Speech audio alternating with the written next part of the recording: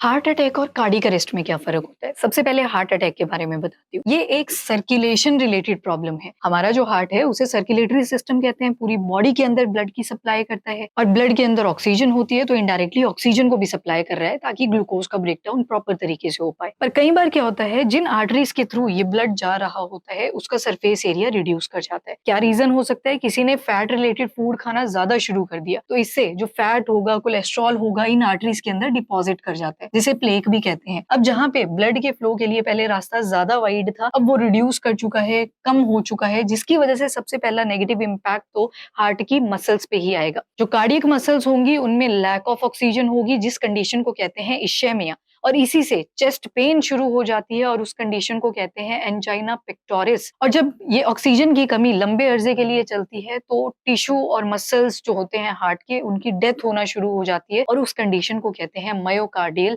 Infarction या फिर heart attack. Medical practitioner इस केस में एस्पिरिन देते हैं उन पेशेंट्स को जो हार्ट अटैक से सफर कर रहे होते हैं। अब ऐसा नहीं है कि सिर्फ इस डेपोजिशन की वजह से हार्ट अटैक आते हैं, बहुत सारे रीजंस की वजह से ट्रिगर भी हो सकता है। जैसे अभी रिसेंट केस आपने संजय कपूर का सुना होगा, जिनको एक मधुमक्खी ने थ्रोट वाले एरिया पे कट कर दिया था, जिस वजह से उनको हार्ट अटैक आया। कईयों को फूड एलर्जीज होती हैं, उससे भी हार्ट अटैक इंड्यूस होता है। दूसरी कंडीशन होती है कार्डियक अरेस्ट। ये एक इलेक्ट्रिकल प्रॉब्लम है। ब्रेन के अंदर एक पार्ट होता है मेडुला ऑब्लोंगेटा, वो हमारी हार्ट बीट को कंट्रोल करता है। Due to unexpected reasons, abnormal reasons, heart beat रुक जाती है और जो sino atrial node right atrium के अंदर होता है, ये इलेक्ट्रिकल इंपल्स जनरेट नहीं कर पाता। अगर इलेक्ट्रिकल इंपल्स जनरेट नहीं हुई तो हार्ट बीट ही नहीं करेगा, और अगर हार्ट बीट नहीं करेगा तो ब्लड को पंप नहीं करेगा, और इस वजह से जो इंसान होता है वो सडनली कोलैप्स कर जाता है, अनकॉन्शियस हो जाता है, रिस्पॉन्स करना बंद कर देता है, और इस इमरजेंसी केस में सीपीआर दी जाती है मेडिकल प्रैक्टिशनर्स के द्वारा।